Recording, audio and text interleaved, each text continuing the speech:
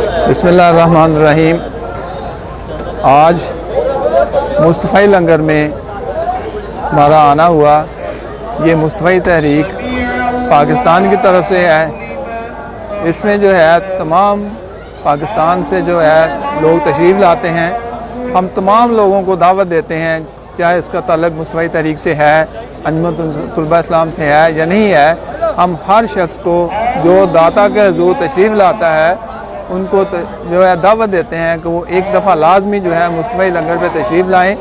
और ये जो है अल्लाह ताला के फ़ज़ल से जो है बड़ा अरसे से हमारी जो है ये लंगर चल रहा है। इसमें जो है दिन ब दिन जो है इजाफ़ा हो रहा है। ये सब अल्लाह ताला का फ़ज़ल है और दाता हुज़ूर की जो है हम पे फ़ज़ल है कि जितने लोग इसमें शामिल हो रहे हैं।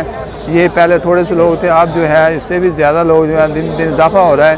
तो अल्लाह ताला जो इसमें हिस्सा ले रहे हैं उन सब पर अपनी बरकतें, अपना फ़ज़ल नाज़िल फरमाए। अल्लाह पाक सब पे जो अपनी नेमतें नाज़िल फरमाए।